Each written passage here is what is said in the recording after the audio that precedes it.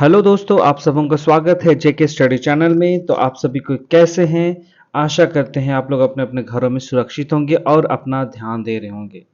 तो आज का जो वीडियो है वो है जनजातीय विद्रोह से संबंधित है और है वो आज है तमाड़ विद्रोह।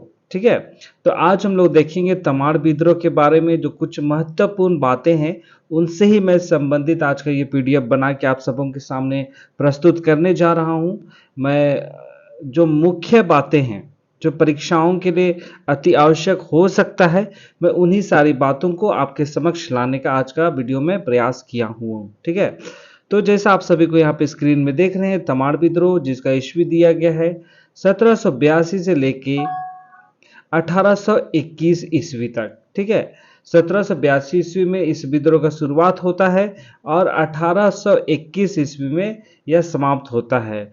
तो आप सबको ये देख के पता चल रहा होगा कि ये काफ़ी बड़ा स्तर पे बहुत ही लंबा चलने वाला एक विद्रोह के रूप में भी इसको हम लोग जान सकते हैं।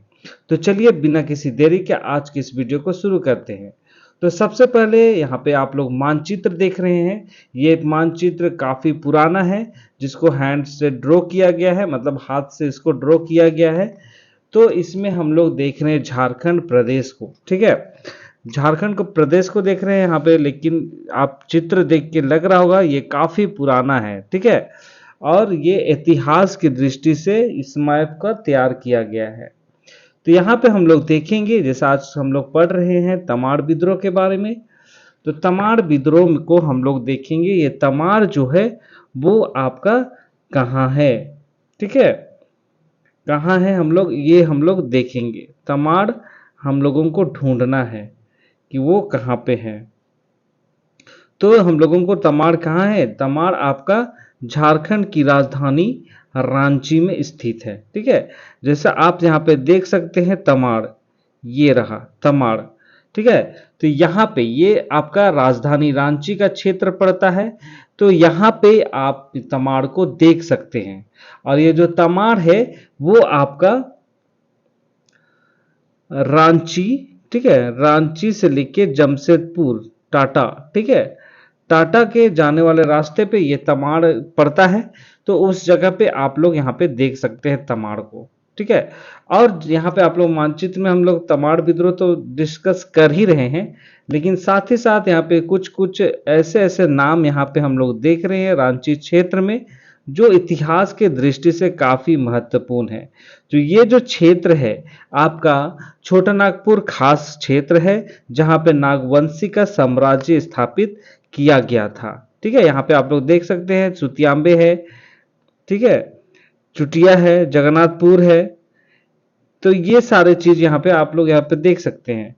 और ये आपका देख रहे हैं ये पलामू क्षेत्र हो गया, यहाँ पर रामगढ़ राज हो गया। ठीक है, और यहाँ पे आपका देवघर राजमहल, ये सिर्फ यहाँ पे पंचायत राज है, यहाँ पे कोल्हान क्षेत्र है। तो ये सारे क्षेत्र मतलब मानचित्र के माध्यम से हम लोग अध्ययन भी कर सकते हैं। ठीक है, चलिए अब हम लोग जानेंगे तमाड़ विद्रोह के बारे में। तो जो तमाड़ विद्रोह है उसका जो प्रारंभ हुआ है आपका 1782 ईस्वी में इसका शुरुआत किया गया। और ये छोटा नागपुर के उरांव जनजातियों के द्वारा शुरू किया गया। और इसका कारण आपका था जमींदारों के शोषण के खिलाफ में इस आंदोलन को, इस विद्रोह को शुरुआत किया गया था। और यह विद्रोह आपका 1794 ईस्वी तक चला था। और इस विद्रोह का जो नेतृत्व किया था वो किया था ठाकुर भोलानाथ सिंह के द्वारा। ठाकुर भोलानाथ सिंह के द्वारा तमाड़ विद्रोह का शुरुआत हुआ था। ठीक है, और ये इतिहास में यही तमाड़ विद्रोह के नाम से प्रसिद्ध है, यहाँ पे हम लोग ऐसा जान पाते हैं। चलिए अब हम लोग जानकारी प्राप्त करते हैं कारण के बारे में। किसी भी विद्रोह का कारण होता है, तो ये जो कारण है आपका ये उरांव जनजाति के द्वारा चलाया गया था। ठीक है, यहाँ पे आप मुंडा दिख रहा होगा, लेकिन ये मुंडा नहीं, उरांव जनजाति के द्वारा चलाया गया था। और इसमें क्या था, मुख्य कारण आपका था जमींदारों के द्वारा आदिवासी समुदाय का शोषण किया जाता था। ठीक है, शोषण किया जाता था। और यहाँ पे कहता है कि कंपनी की बाहरी लोगों को शह देने की नीति एवं नागवंशी शासकों के अत्याचार इस विद्रोह का मूल कारण था। ठीक है।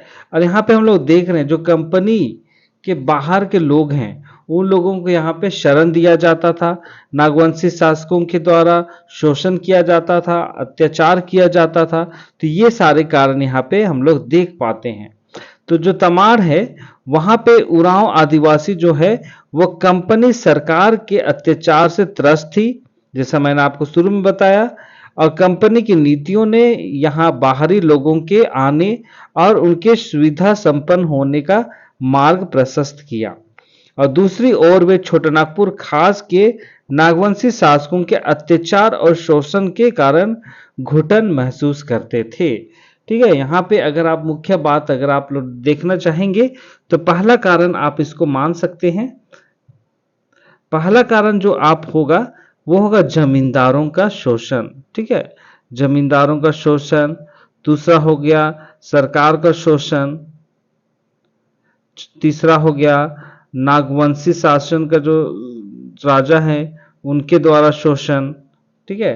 और बहुत सारे जितने बाहरी लोग थे, दूसरे लोग थे, वे छोटानागपुर खास में आते थे और उन लोगों को कंपनी की नीतियों के द्वारा बाहरी लोगों को यहाँ आना और सुविधा संपन्न कराने का जो मार्ग प्रशस्त कर दिया गया था। तो ये सारे कारण आप इसको मान सकते हैं। तो चलिए यहाँ पे हम लोग एक फोटो डाला हुआ है जो तमाड़ विद्रोह से संबंधित है। यहाँ पे अगर आप सबों को दिखाई नहीं दे रहा होगा तो रेजुलेशन आप लोग थोड़ा हाई कर सकते हैं। अगर दिखाई दे रहा होगा तो इसका स्क्रीनशॉट भी आप लोग ले सकते हैं। तो यहाँ पे जैसा है तमाड़ विद्रोह के बारे में, यहाँ पे उरांव जनजाति होगा, उरांव आदिवासियों के द्वारा किया गया। और प्रभावित क्षेत्र आपका तमाड़ जो रांची में स्थित है। ठीक है। उसके बाद यहाँ पे ये अंग्रेजों के विरुद्ध सबसे लंबा और सबसे खूनी आदिवासी विद्रोह के रूप में भी जाना जाता था। ठीक है। तो यहाँ पे हम लोग देख रहे हैं ये क्षेत्र जो है आपका सबसे लंबा विद्रोह है। ठीक है। और सबसे खूनी आदिवासी विद्रोह है। यहाँ पे आप सबों को याद रखना ये मुंडा जनजाति नहीं, मुंडा आदिवासी नहीं होगा, ये उरांव आदिवासी होगा। और ये जो विद्रोह है आपका 6 चरणों में चला था। जैसा आप सबों को पता है ये सबसे लंबा विद्रोह था। तो उससे हम लोग थोड़ा सा जानकारी प्राप्त कर लेते हैं।